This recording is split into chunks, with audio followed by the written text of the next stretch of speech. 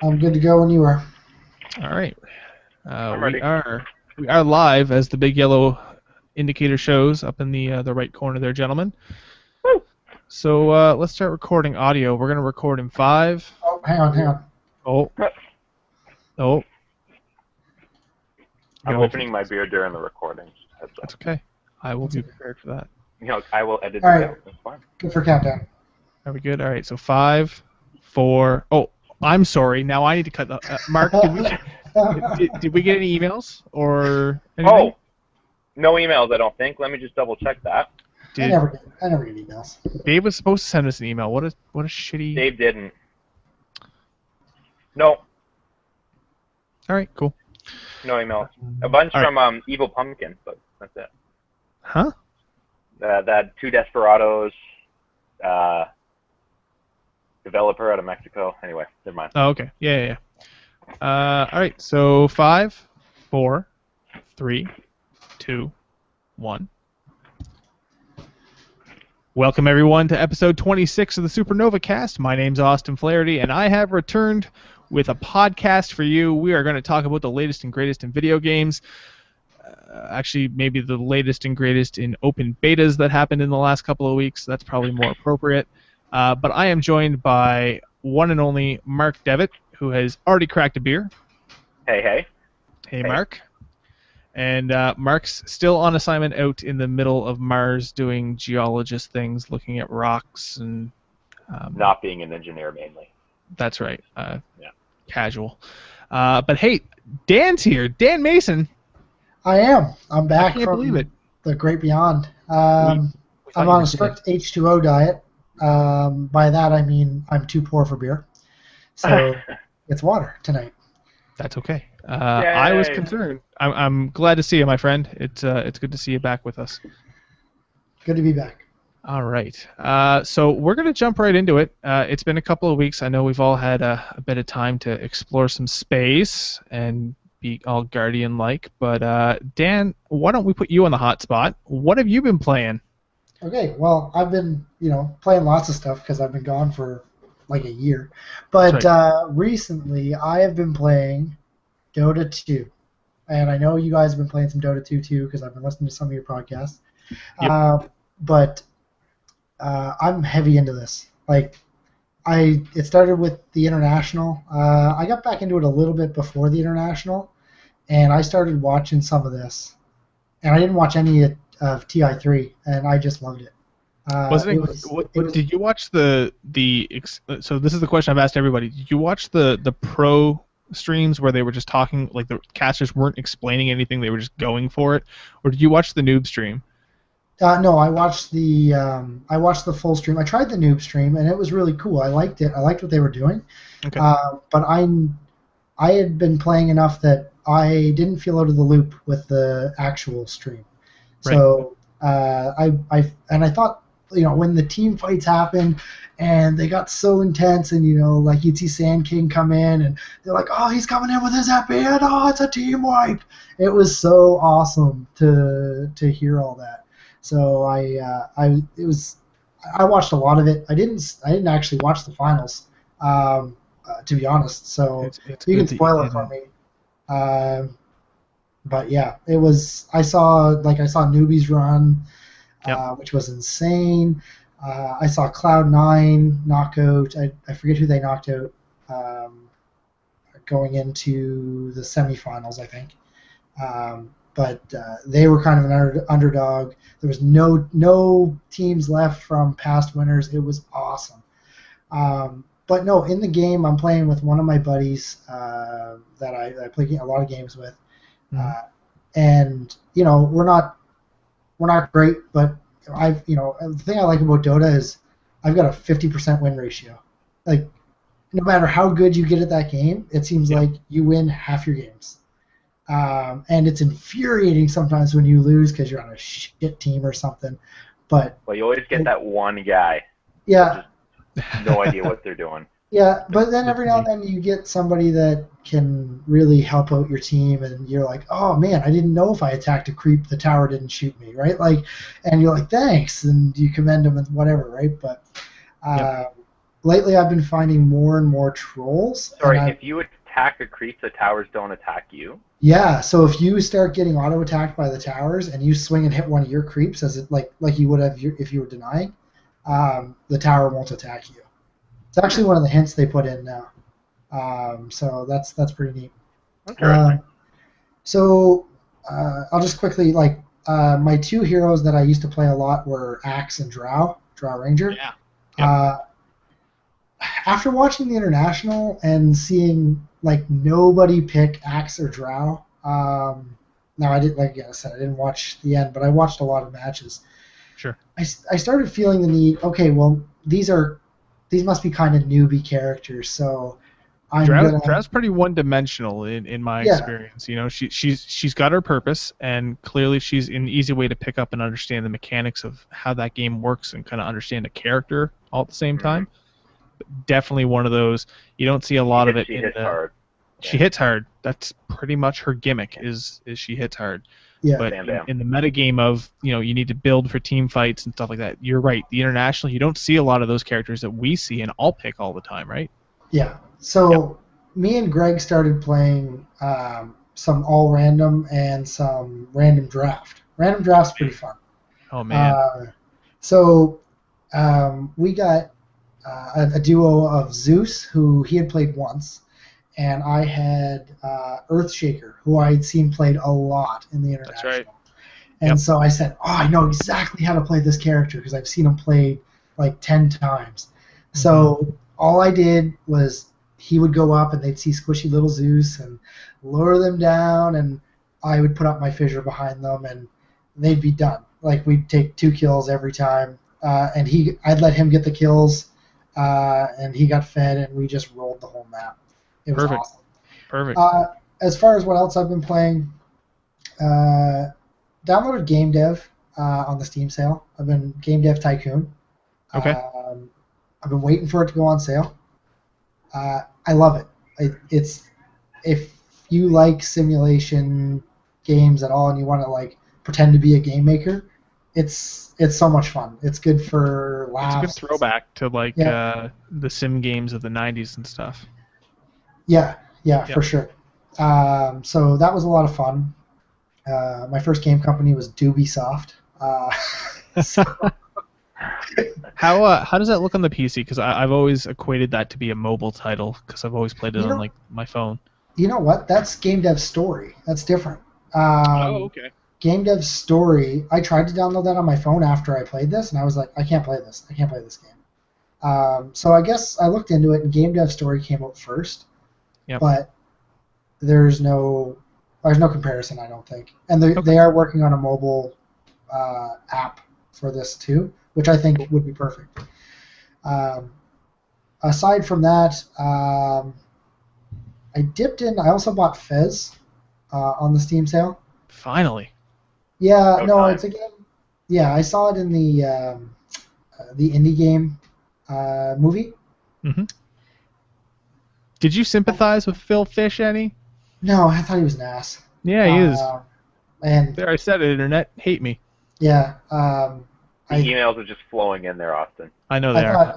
I thought he was an emotional prick, but Austin at novagamer.net at GinoMRPB. Hey, Phil Fish, I still think you're a dick. yeah, So no, am I. really It's liked- okay. I really liked the Super Meat Boy guys. They were cool. I sympathize with them a lot in that movie. Yeah. So anyway, so I regardless of what I thought Fez was going to be kind of a cool game. I saw how it transitioned. It made your 2D world into a 3D world. I played it for like 20 minutes. I couldn't get past the first stage. I couldn't find everything. Wasn't willing to go on the internet and look for stuff. That's not what I'm all about. So I just put it down. I'm not going to play it again. I got So- motion sick playing that game. That's why I stopped. Yeah. I liked it. Don't get me wrong, but the world constantly flipping like that, it just Yeah. There's a lot of like Fez has been around for a couple of years now. There's a lot of depth to that game. As much as I don't like Phil Fish, I like his game. Fez is great, but Yep.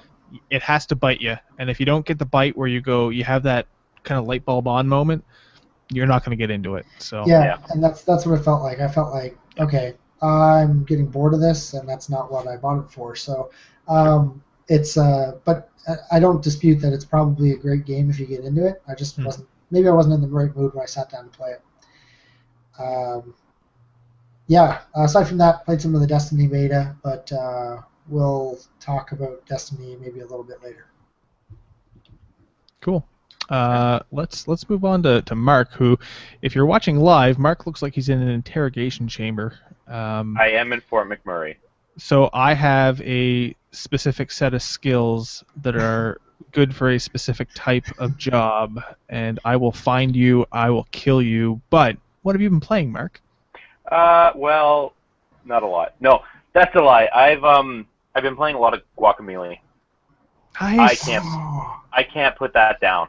Isn't that I great? downloaded that the other day. I haven't even tried I it. love it. It is such a nice little dip into a Mexican stereotype. I think it's great. It's all the extra stuff, the billboards that have like Grumpy Cat on them, and Yeah. all the wrestlings. Like that game just every cylinder for me. Yeah. Yeah. Yep. I can't. Every time I put it down, I'm like, oh, what am I going to play? I got like Watch Dogs, Titanfall, Battlefield. No, Guacamelee. And it's tough. It's challenging. It is. I find myself challenge. like thinking like, okay, where do I have to go next? What do I do? I get stuck on some of the puzzles, stuck on some of the levels. It's a decent platformer. Yeah, it is. Yeah. It's very challenging. I've also tried out the Battlefield 4 Dragon Teeth expansion, and it is just as broken as ever. Are we surprised? No. Installing it made my entire game corrupt on the Xbox, so I had to reinstall everything Battlefield to get it to work. I spent maybe 6 hours trying to get it up and running. Finally get it up and running, and it lagged. Everything was laggy about it. Aren't you glad you're a premium member? Oh, I'm so glad. Can't believe I spent like, $120 on that game, whatever it is. Hey Dan, get premium. Get premium, Yeah, Dan. it's gonna be awesome. No. So when Hardline comes out with premium, slap me. I will remember to slap you. Don't worry. Yeah, the maps were generic. Like, oh look, here's some more China. I think one of them was in North Korea. That's kind of neat. Yeah, you fought in front of the statue of Kim Jong-un. Okay, that's pretty cool. That was pretty neat. Corey and I had some fun defending the statue from a tank, so that our all-powerful leader didn't get torn down. I still think the best maps they've done in a Battlefield game were the was it Vietnam expansion for Bad Company 2? Yes. That was still, I think, the throwback to the last time I super enjoyed playing something Battlefieldy. Yeah. Yeah. But Bad Company was probably their best Battlefield. We had a lot of fun playing that. I love sure. Battle. Yeah. Yep. Battle Company. Through and through. Good game. Yeah. And then finally I've been playing a lot of the Titanfall map pack that was released, Frontier's Edge. I mean, it's more Titanfall. The maps themselves are nothing special, but the game updates are like the black market for the burn cards is actually quite cool. So now when you have too many cards, instead of just throwing them away, you sell them and you build up credits. Don't worry, not going to be microtransactions. They've already reconfirmed their stance on microtransactions. But you can buy more like mystery packs, and you can buy just the general one that has a chance to have anything. You can have one that are more designated towards weapons, situational awareness, like the map hack and all that. There's one that's only rare cards. It's cool. It adds a new little twist to the game. The maps are nothing special. They're just more maps.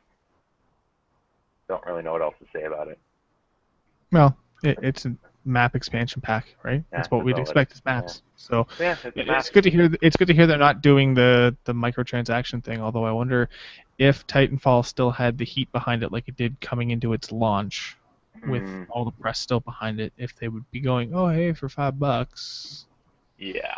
Oh hey, for $5. That's something that came out in Battlefield is you want a gold battle pack?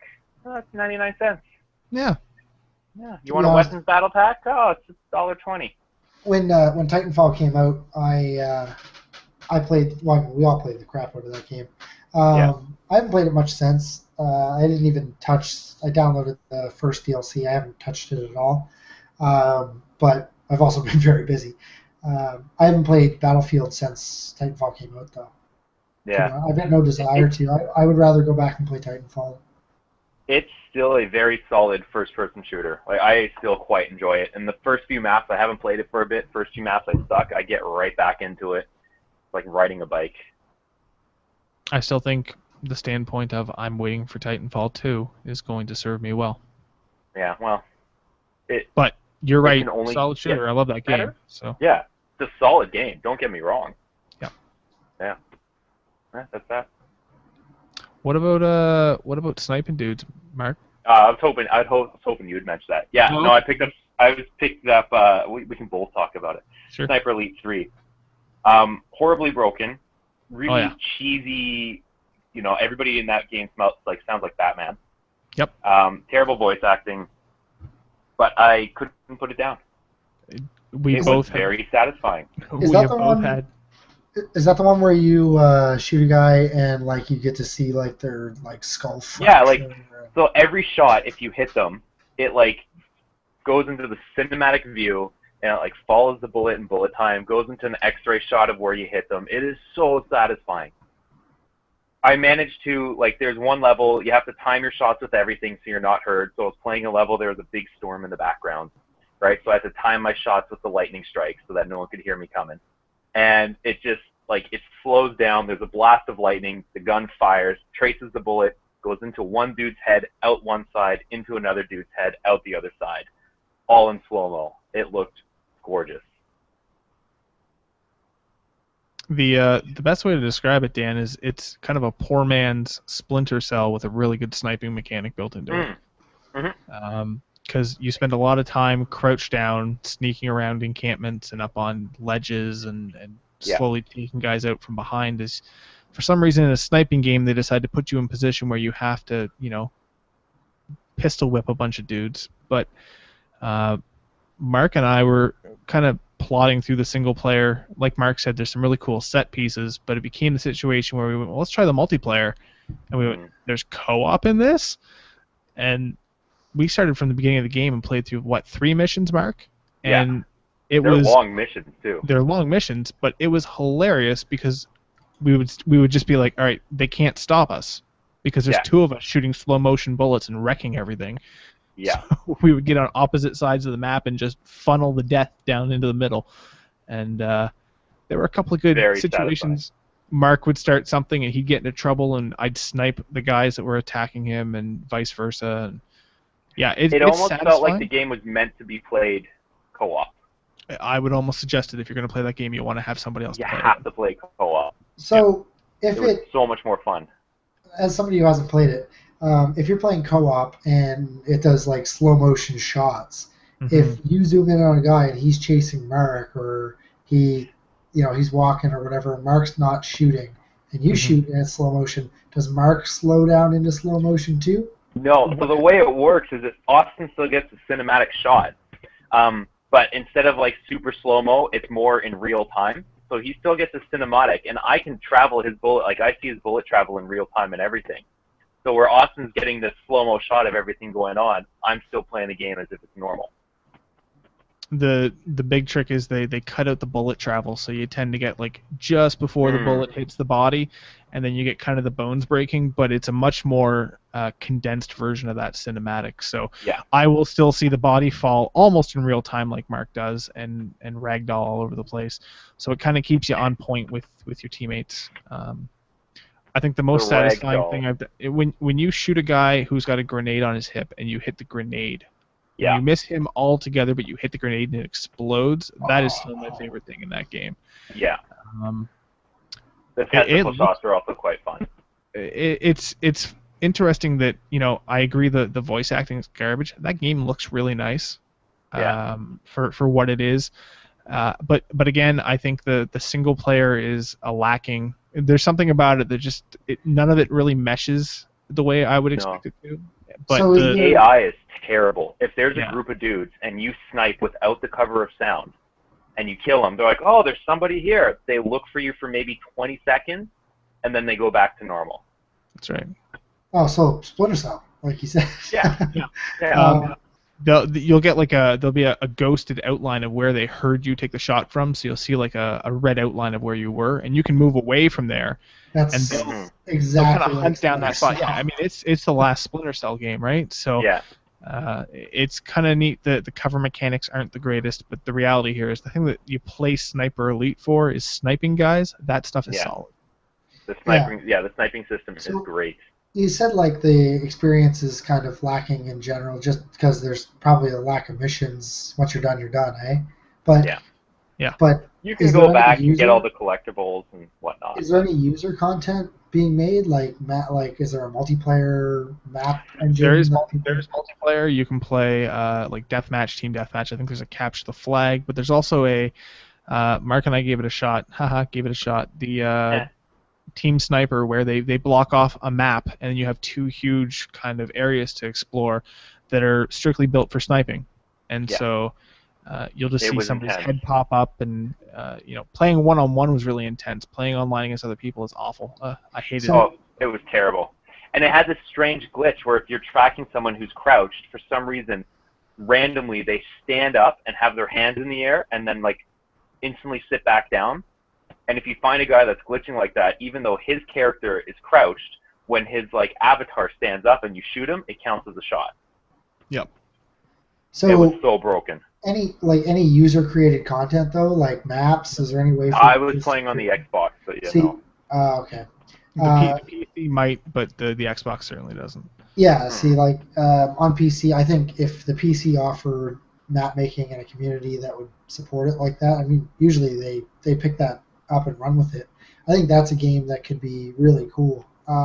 If Yep. because you just have unlimited levels, right? And you go Yeah. through 2 player, and it would add a ton of You need to replay fix value. the multiplayer. But Yeah, the biggest fault is for Sniper Elite is really that it's just a mishmash of yeah. poorly executed segments. The animation, the sound, Built around a solid sniping mechanic. yeah, the cover mechanics, the AI, Terribly broken. the things that are core mechanics of the game are falling apart. But when it clicks and when you're in the zone with that game, it's a lot of fun. Yeah.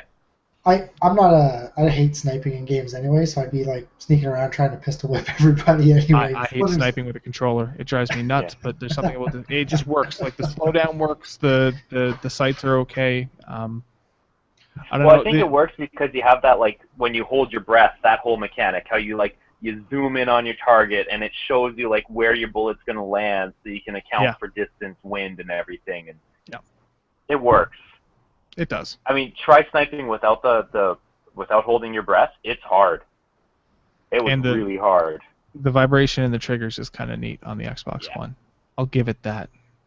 I like it. I'll give it that. Yeah. We talked about doing a review. We should probably do that. I heard We that should you bought probably an do it, Xbox One.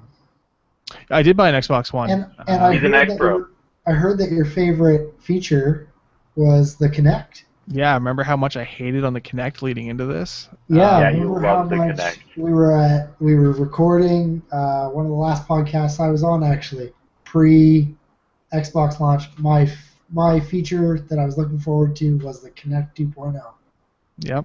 And it's awesome. I love it. I will eat crow on that because it kills the PlayStation camera and is honestly the best feature of that system is how quick you can move around the dashboard just by yelling at it. So Yeah. Too bad they stopped packaging them in with consoles and now it'll be a dead thing. You don't know how awesome. You know how awesome it feels that when a 3-year-old in your house is watching Netflix on the Xbox and they're misbehaving and you just go Xbox turn off. Yeah. and they just like weep. You feel like a god. That's right. That's awesome. That's good. Yeah. So is that about it, Mark? Guacamelee. That's about it. Yeah.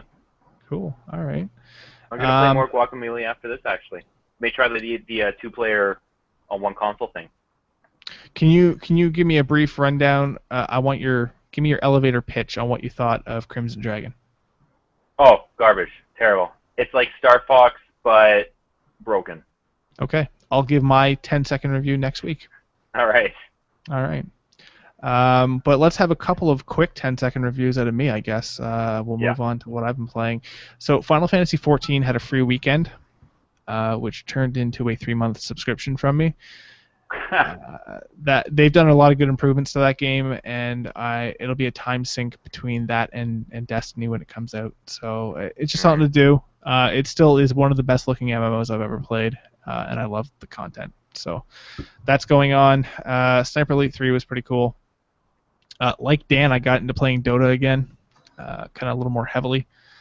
I've been playing since the international, like you said, I kind of play like Windrunner and Spirit Breaker. Those are kind of my guys, and Vengeful Spirit, but nobody plays those characters in the international.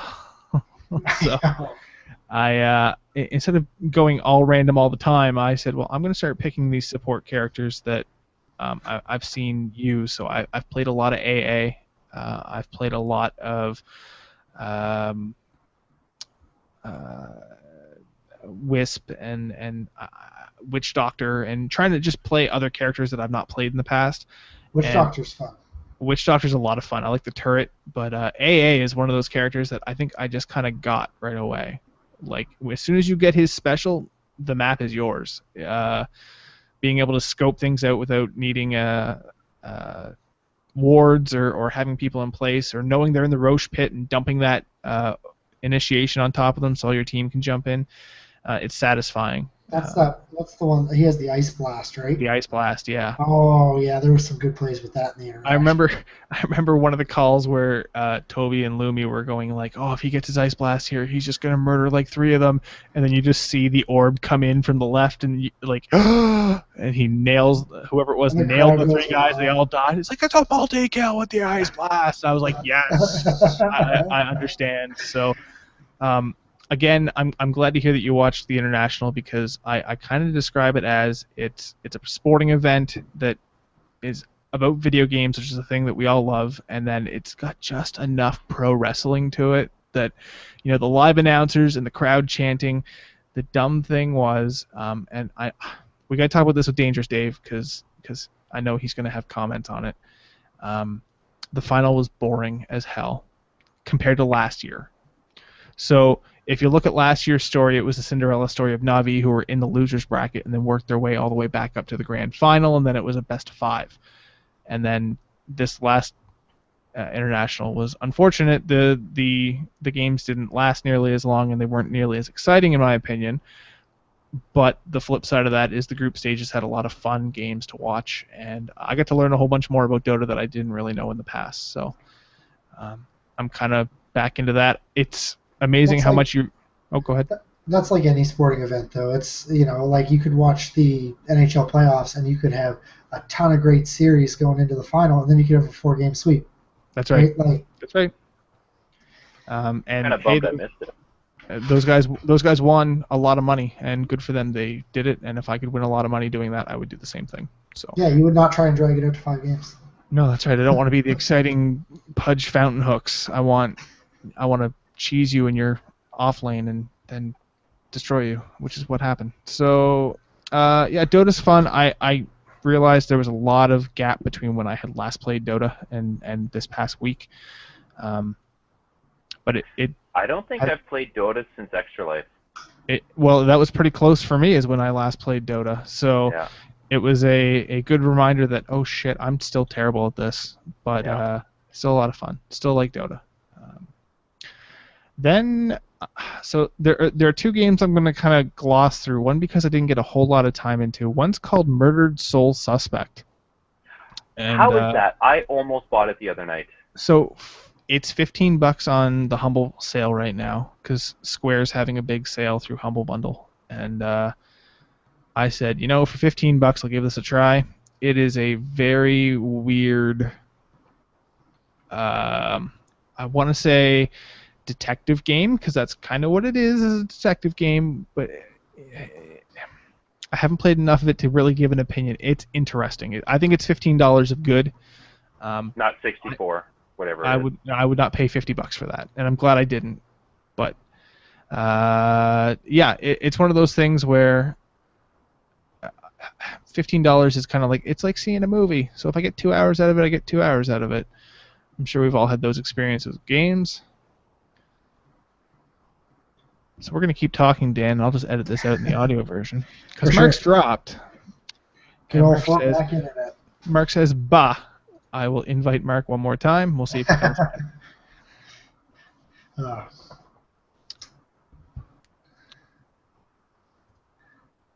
It's okay. As long as he doesn't stop recording on his actual recording device, we're fine. That's Live all show, that folks. matters. Live show. Really big shoe. Really big shoe. I'll probably have to send him like 1,000 invites. What are you talking about? Google Hangout works perfect every time.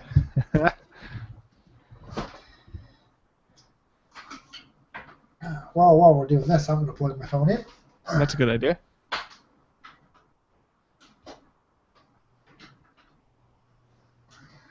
And it's intermission time. Let's all go to the lobby. Let's all go to the lobby.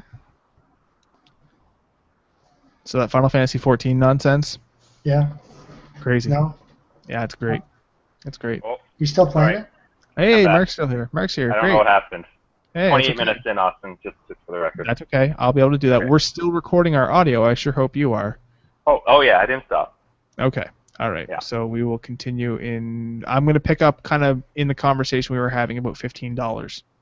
Okay, and I was gonna say that it's not worth $64.99 on Xbox One. Say that one more time. Give me a full sentence about that. Okay, so what you're telling me, Austin, is it's not worth $64.99 like it is on the Xbox One. There's no way in hell this game is worth $70. Okay, good. $15 is, I think, an appropriate price. I'm playing it on the PC, and with a controller, I plugged my PS4 controller in and played it with that. So I like it so far. I haven't put enough time into it to say that it's a 10 out of 10. I don't think it's certainly going to be that, but it's a good time. Okay.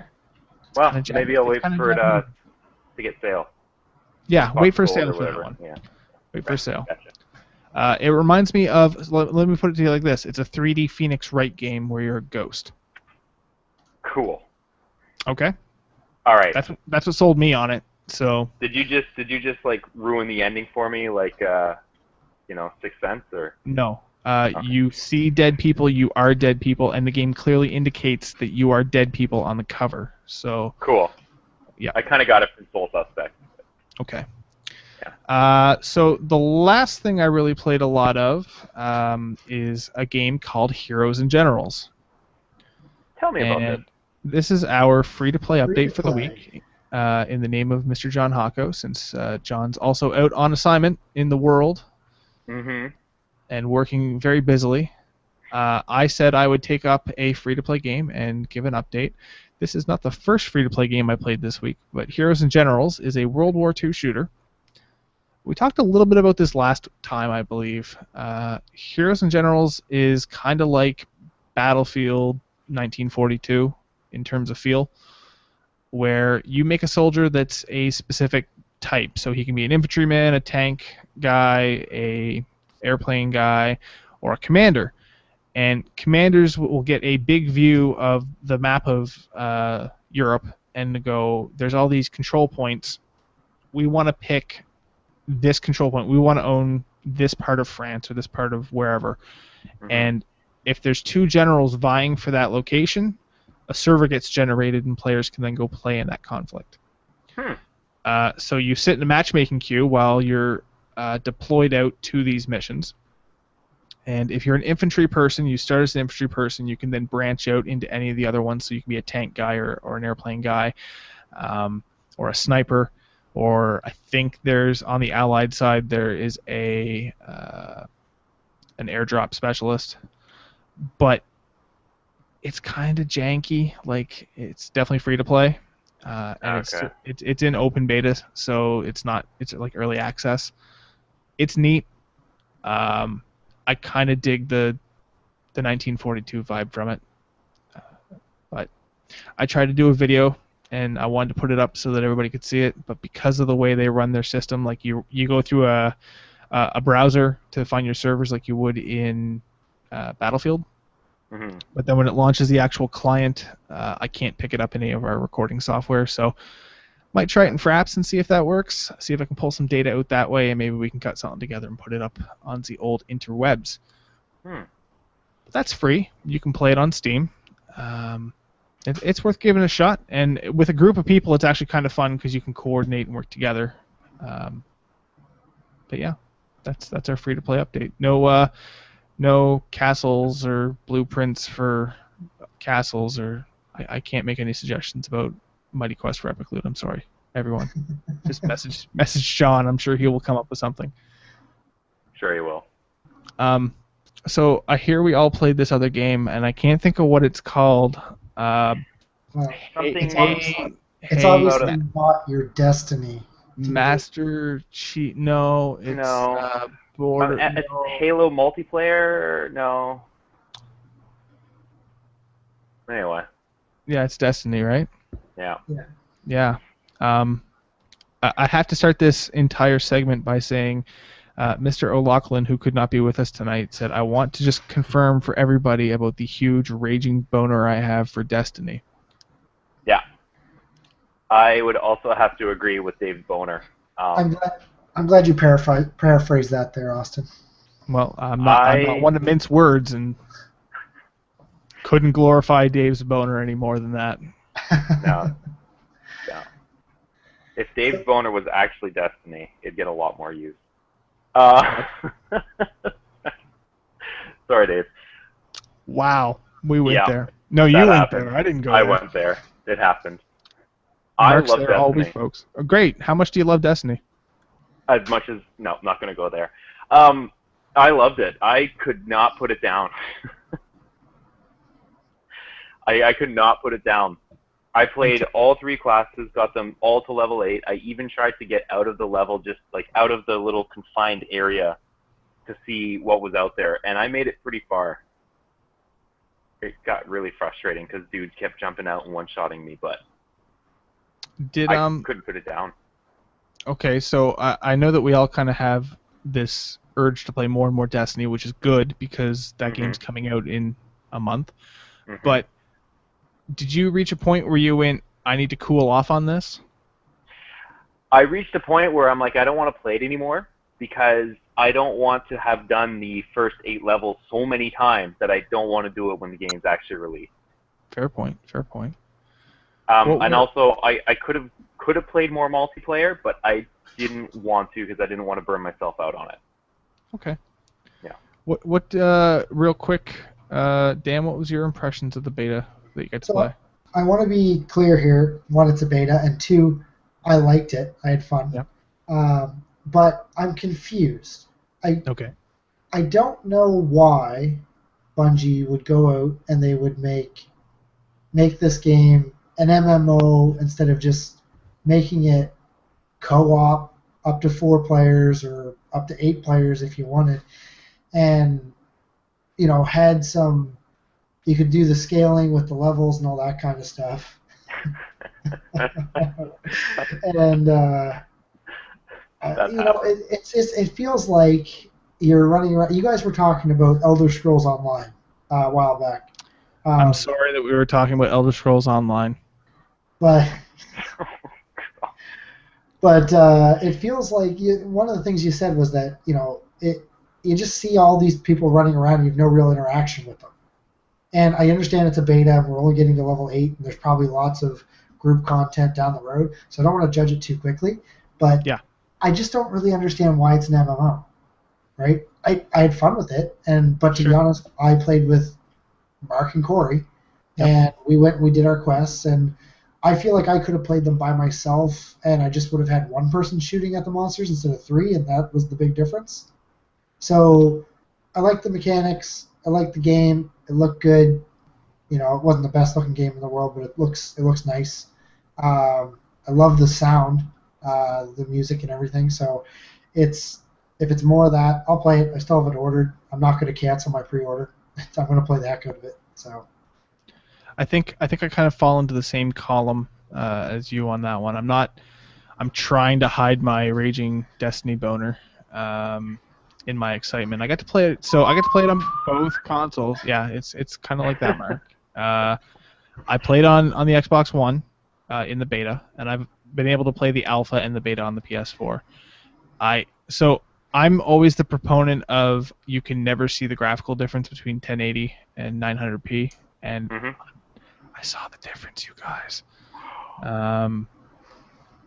But it's negligible, and I enjoyed my time with the Xbox version as much as I enjoyed my time with the PlayStation version. The dumb things that were impacting the Xbox version with party chat was unfortunate. Oh, that was terrible. I mean, yes, it's a beta, and that's going to happen. I hope it's fixed for the final version, because that is a serious detriment when you can't join the regular party system from Xbox and then get into playing in a fire team, especially where fire team chat wasn't working, and then you couldn't just talk to random people. And this is where I agree with you, Dan, is why is it an MMO when I can't talk to anybody? All I can do is point, dance, or sit and kind of get my point across like that, right? Yeah, it was. I think you'll see a system update on the Xbox to prep it. Yeah. I think it's that big of a game that's what you'll see. Oh yeah, no, I think that's pretty fair. If you could interact with the other players in the world, it would be a lot better. Even just a, world message board. There's no chat pads for the systems, right? But you can use Smart Glass, or I'm sure PS4 has a companion app. Just any way to communicate with the general public, because I was reading about some of the end game stuff, and it just sounds amazing. There's going to be no matchmaking for the end game, so you have to go in with people you know, which is going to suck if you only have like 4 or 5 people that play with. But if you build like a clan online like you would with Warcraft or anything else, I could see it being decent.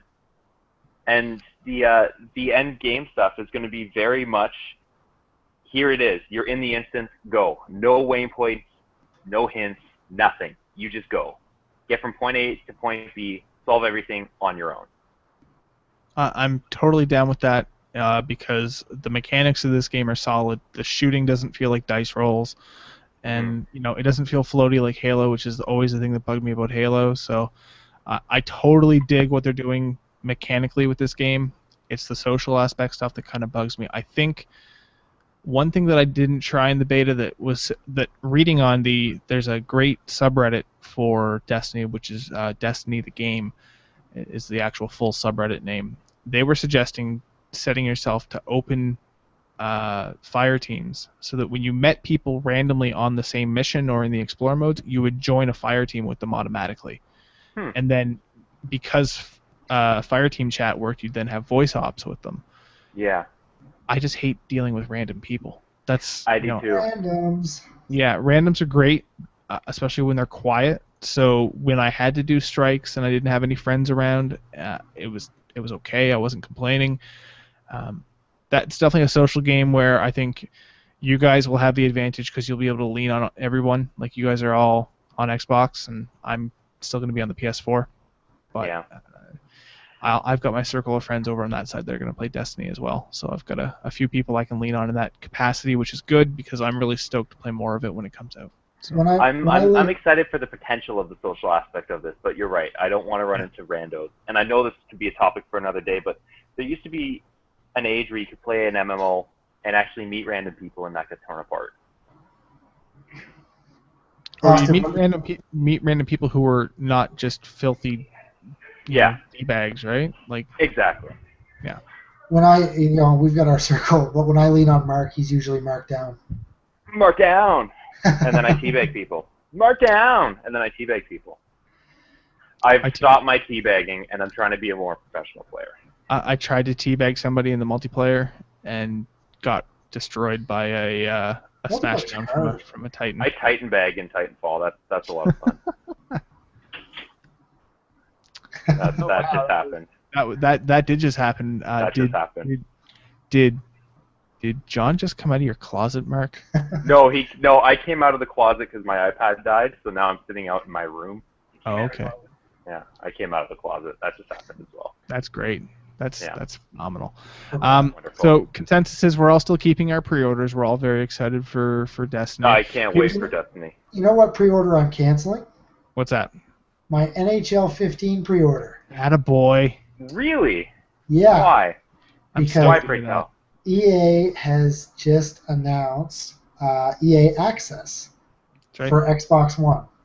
So this is a crazy new service because I don't. Did anybody see this coming at all? I had never heard of it at all. Actually, I did not see this coming at all. So This seems almost a little too consumer friendly for EA, which yeah. So Way too consumer friendly for EA. keep in mind they got a new boss last year too, right? doesn't mean anything. So did we're not- BlackBerry. Yeah. Mhm. Well, anybody could run that ship now. Wow. It's not going Yo. anywhere. Shots fired. Those so- shots have been fired ever. So it's $5 a month. Basically, subscribe for $5 a month. Which I mean, come on, I have a Netflix subscription for $8. Yeah. And you get to play pretty much any EA game. Now, what remains to be seen is how long you get to play those games for. That's what I'm Yes. wondering. That's my question. Is it going to be Netflix where it's open all the time? Or is it like, hey, this month you can play these games? Or Hey guys, here's 6 months of Plants vs Zombies. now they Yeah. are saying that you get to play the game earlier, right? So 5 days before retail release, which is insane. And not That's only good. that, 5 days before release for free.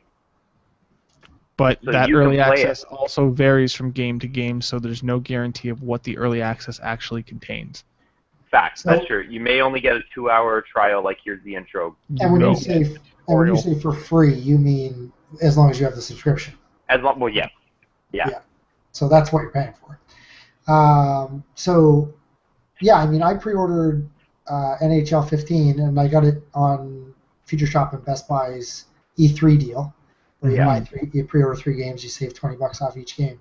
So when I look at it, I paid $50 for NHL 15. I'm going to get that for the subscription here, and I'm going to have 10 months. If I put that $50 towards the subscription, that's 10 months of all the EA games. Actually, you can buy a year for $29.99. Okay. Yeah, $30 for Yeah. a year. I would have bought it right now, but the only games that they have up is Battlefield 4, FIFA, Madden, and Peggle. I already own Battlefield 4, and I suck at sports games, so I'm not And gonna Garden lie. Warfare. For $30, I considered it just for FIFA. Really? Well, yeah. I mean, you get. Well, what I'm seeing here is, yeah, you get Battlefield 4. They're actually advertising Dragon Age Inquisition when that comes out. yeah. Garden Warfare, Need for Speed Rivals, UFC, NBA. Which, come on, nobody's playing that. FIFA 14 and Madden 25. You know, I'm gonna get this. There's no doubt about it. I just want to wait for one more game to be added to the list. You're gonna wait for Dragon. One more game, anything, doesn't matter what it is. I'm loading it up right now, hence the blue glow on my face.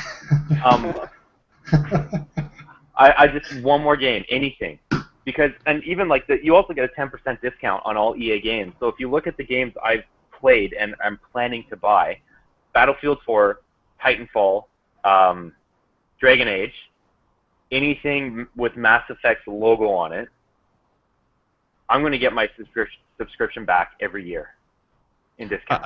I think for $30 annually, it's a pretty good deal. Yeah.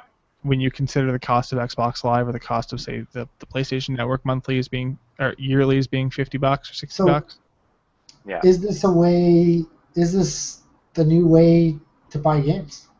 I will not buy a physical copy of anything anymore. If I've stopped buying physical copies. So Everything is digital. And honestly, if Xbox comes out with, you know what, hey, pay $100 a year, here's our vault, go at it, I would be over that in a heartbeat. yeah. When obviously- Netflix first came out, I'm like, you know what, that's stupid. I can't see my life without it right now. Yeah, I mean, obviously, if you stop paying the subscription, you lose access to those games. Yeah, Sure. fine. So, I mean, they're retaining power, I guess, because think about it. If you have Battlefield 4 now, what's Battlefield 4 worth to you when Battlefield 5 comes out? Nothing. Right. But you're still paying $4.99 a month. Exactly. But, I mean, so you're paying Straight to $4.99 the a month. publisher. Yeah, but so, like, okay, Battlefield 4 is worth nothing to me right now, but, like, that doesn't matter. All the other games on there would be worth Exactly. $4.99 a month. But you might not go out and buy them, right, if you didn't have the Ex- subscription. So they're just ensuring that they get their $5 a month from you. Well, and Exactly. think about this if you're a publisher like EA, right? So when you ship retail box copy games to a store, the store's not making any money on those games. Neither is the publisher, because the cost to produce those has gone up so far. Mhm. That's why games don't have manuals in them anymore. That's why the cases are cut down to the point where they're a flimsy envelope.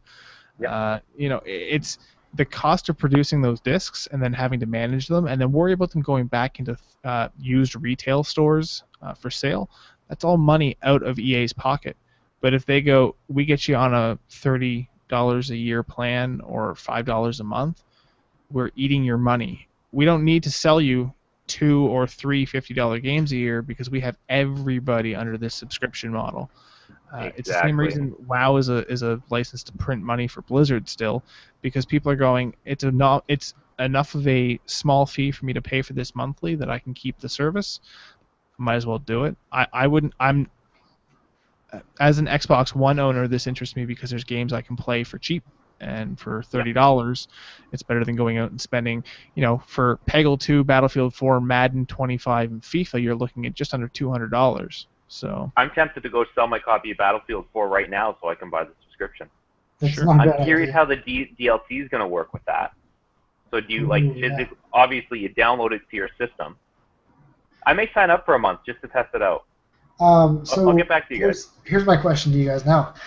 How long do you think before this is on PlayStation and probably it won't go to PlayStation. So here's the segue out of that is PlayStation has clearly said EA's offering does not bring the kind of value PlayStation customers have come to expect.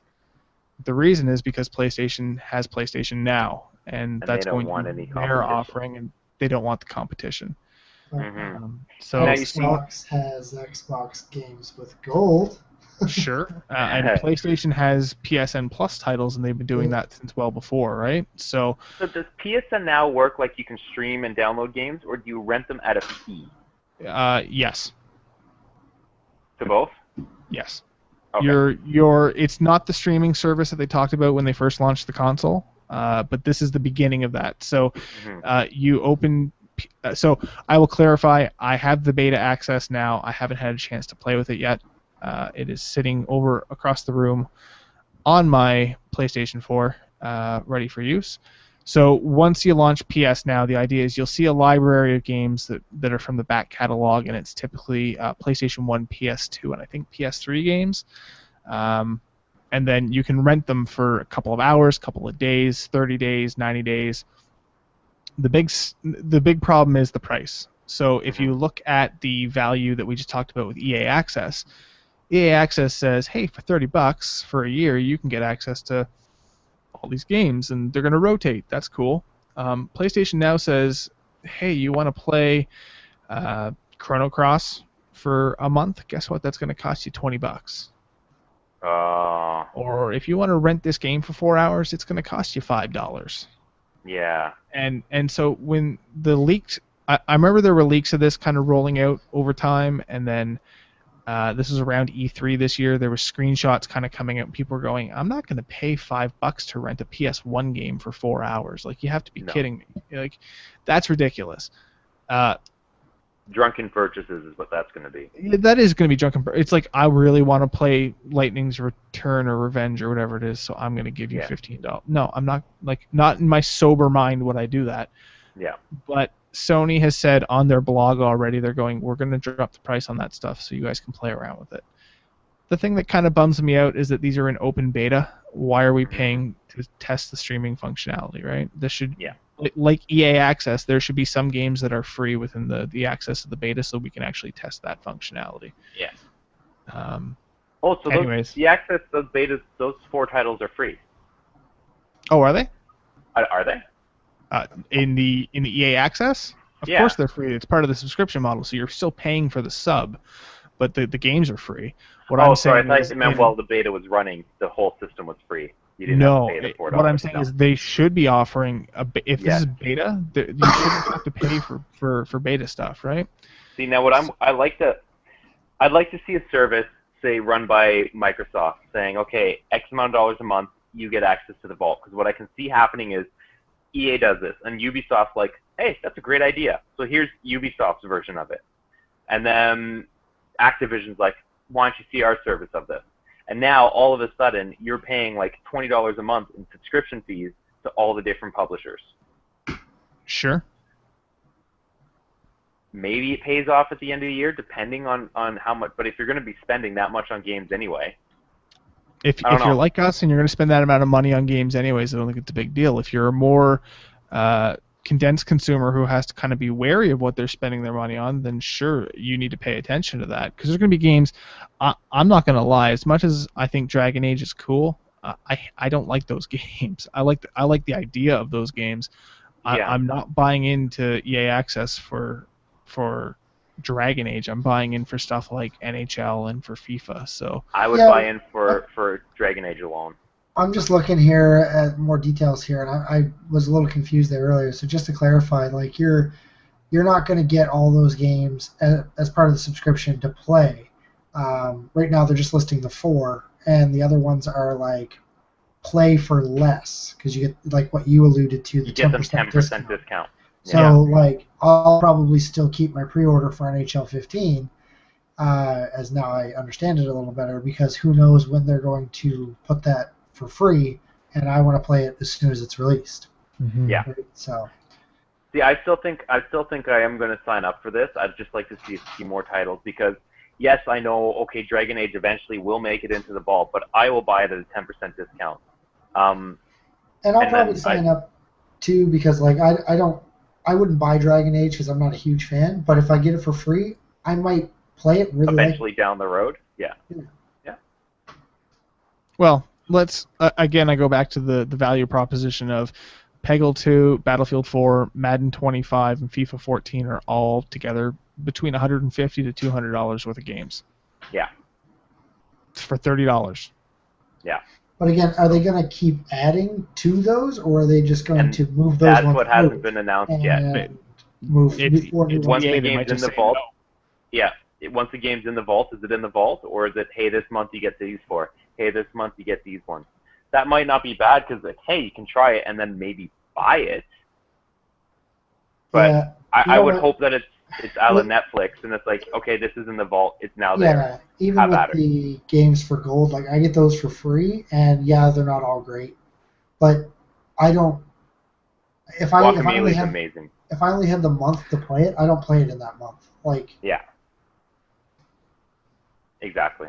So and PSN's kind of modified their system the same way, right? It's we're only launching so many games, and if you don't download them, you will not get them. And then there are now timers going to be on these games starting, I think, this month. The PS Plus games get timers on them. So yeah, it used to be if you had a PlayStation Network account and you were paying for it, you just keep those games forever. So my PS3 is full of games that I'm never going to play, but they're there. Mm-hmm. But going forward, the PS4 games will start to disappear, I expect. Which, I mean, to be honest, I think they skipped a step there, right? Like I think they gave more than anybody was expecting. Like, yep. Same with Xbox, like I did not expect to get free games just because I'm paying for online service for permanent, as long as I downloaded them within the 30-day period. I still think that it was PlayStation's way of kind of validating their experience online, because you were paying for PSN, but you weren't really getting anything out of it. Yeah. So, as a consumer, I was happy to see that, but now it's kind of okay, well, Microsoft's kind of matched your ante. What are we going to do about it? And this is kind of where PlayStation now starts, and kind of moves in from there. So they're focusing on their new service, and also they've got more sales than Xbox. So I think they for as far as they're concerned, it worked. Yep. Right? Yep, I agree. So yeah, PlayStation Now. I'll have some more on that next time we do a podcast. I'll make sure to kind of dig into it and see what I can rent. I'm gonna look for some really terrible. I want to play like Suikoden or something like that. So maybe we'll see if I can get that. I'm kind of interested to see what's gonna come to the Vita in that capacity, because the Vita is still really stagnant. Not a whole lot coming out for that. There's a Lego game coming out this month, I think. Another Lego superhero game. But yeah, the Vitas are just kind of falling apart.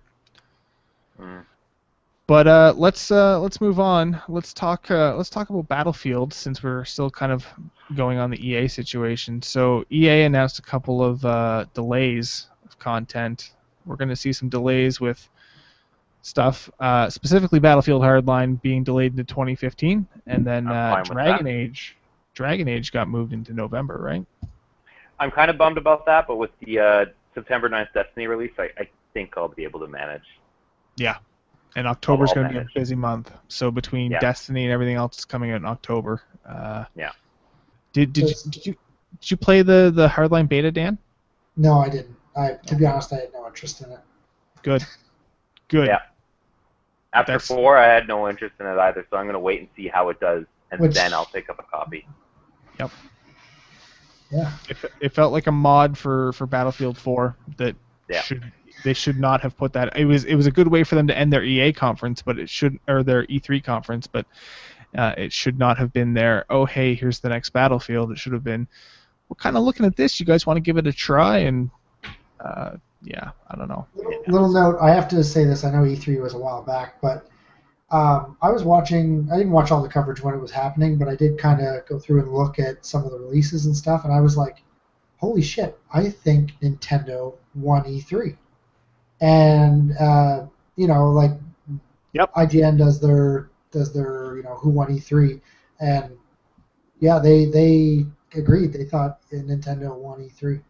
This was Nintendo's year to shine, and they definitely, I think, did a pretty good job with the titles they talked about. It just goes to show, too, like, they backed out last year, right? Or two E3s ago, because the big boys were doing their consoles. And it was a smart business move, which you don't get to say a lot with Nintendo. Okay, well, so let's double down on that comment then. So we've now talked about Sony, Microsoft, and EA, and then any other publisher having this type of on-demand service for their content. What about Nintendo finally just going, hey, Virtual Console, let's do this the right way? That would be... If they said $30 for the year and you get access to all the Virtual Console titles in the catalog for whatever Nintendo platform you own, at them. I would give them $50 a year to have access to all that stuff. Yeah. There's so much nostalgia in there. Yep. And Nintendo is on the cusp right now of really kind of hitting their stride with the Wii U. Has grown on me as a console. I really hope publishers kind of get back behind it after this E3. The 3DS is still a killer in the handheld market, but Nintendo looks like, not $1 million right now. Have you seen their sales figures? It's not good. Even with Mario Kart coming out, they still lost a large portion of money and dropped a whole bunch of sales. But the E3 press, like you said, the view coming out of E3 for more people than most is that they won, and they showed really well, and it's exciting for Nintendo fans because when Nintendo's doing well, that means they put out good stuff. Yeah. So, Smash Brothers coming up. Mario Kart's out already. I have Smash Bros. On the 3DS pre-ordered. Do you? I'm going to get it on the 3DS.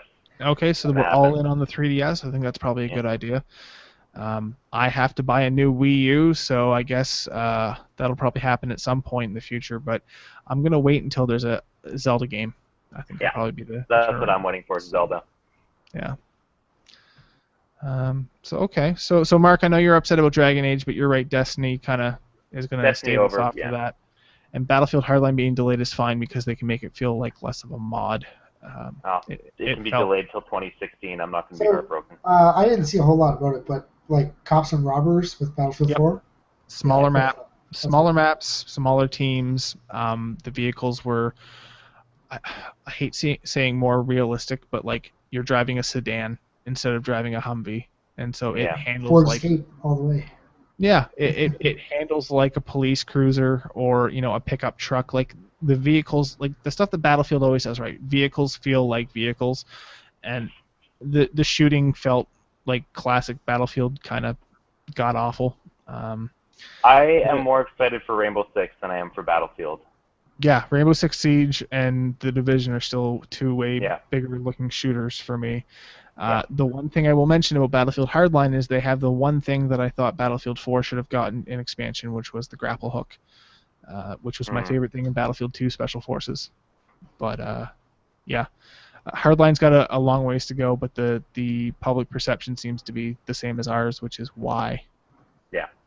So. The last thing I kind of wanted to bring up in the news was at Comic-Con they announced a Street Fighter movie, Street Fighter World Warrior. This was done by the guys who did the Street Fighter Assassin's Fist video on YouTube. This was out probably last year, maybe the year before, and has two guys who are Ken and Ryu lookalikes fighting. Shot really well, really good design, but it's a short movie. It's like 10 minutes at most. But to hear that they're making another Street Fighter movie, that somebody has greenlit this after the last Chun-Li movie. Do you remember that, Mark? Yeah. You remember the last Chun-Li movie? I'm trying to blank it from my memory. Where Neil McDonough was M. Bison? Yeah. It was awful.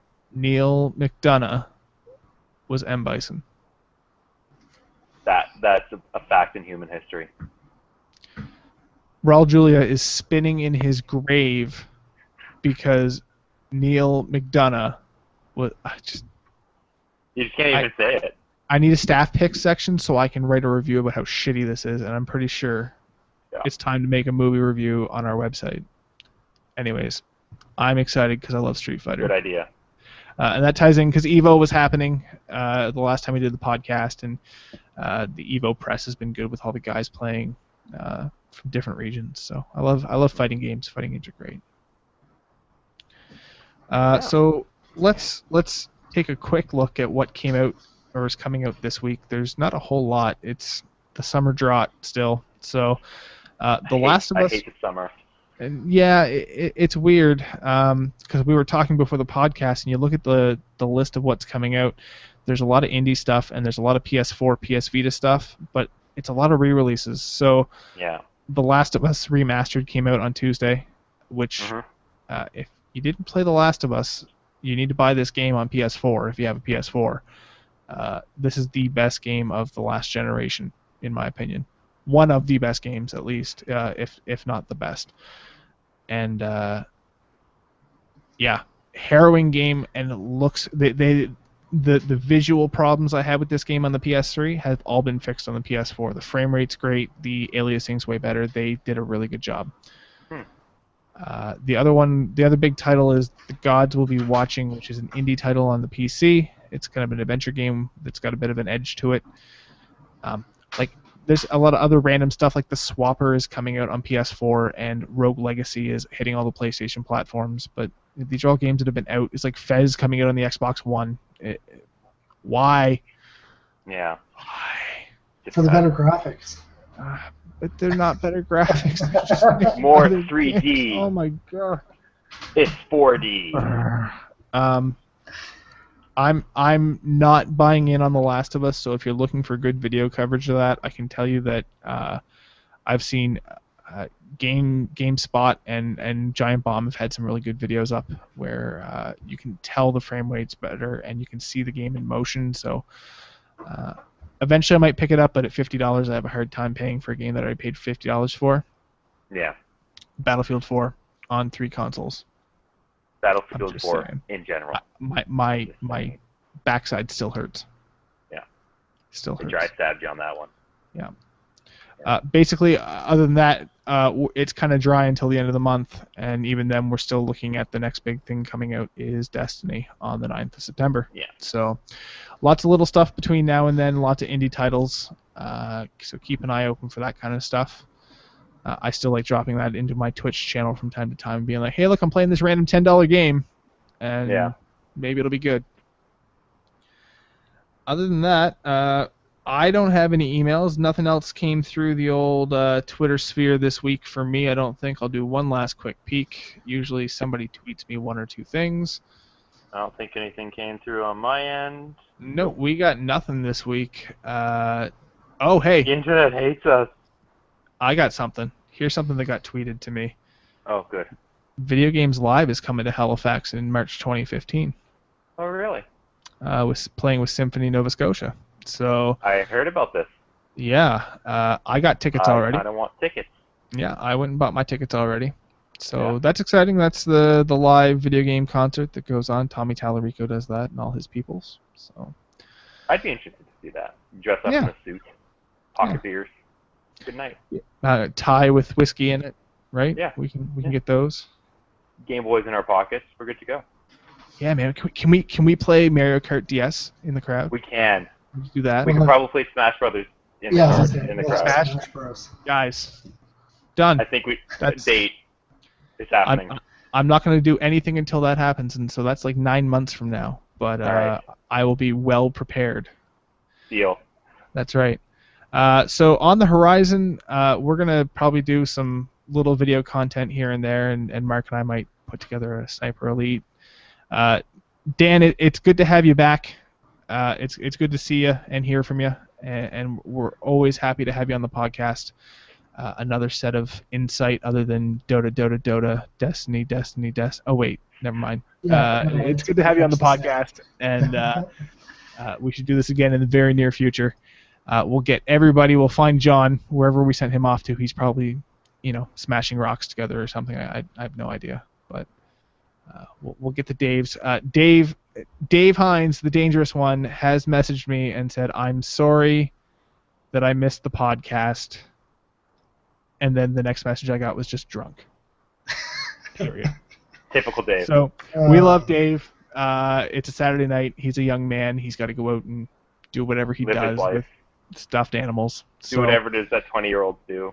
That's right. I know he's only 12, but someone served him alcohol. So that'll be good. Hey, Mark, when you're back in town, when you come back from assignment, let's get together. I got some party games we can all play. And we'll share that with the internet so that they can watch us do that.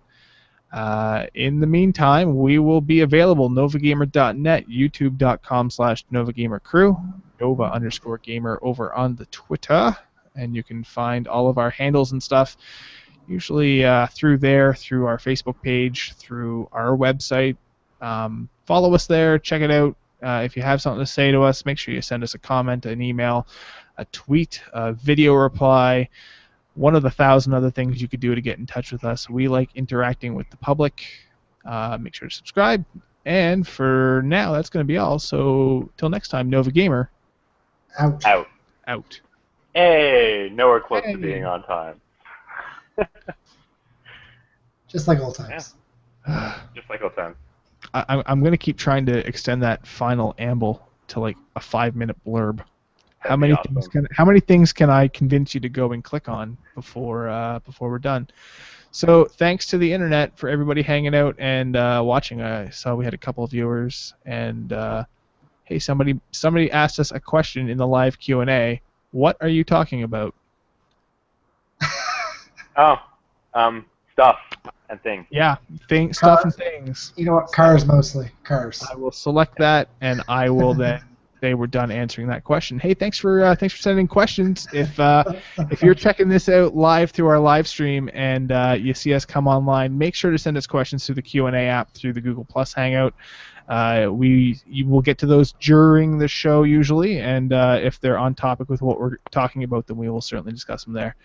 If you're asking what we're talking about, though, then maybe just listen, and we'll be less sarcastic next time, maybe. Yeah. Knowing me, probably not. So thanks for hanging out, people. We'll say bye to the internet. Goodbye, internet. Bye, internet. Bye, internet.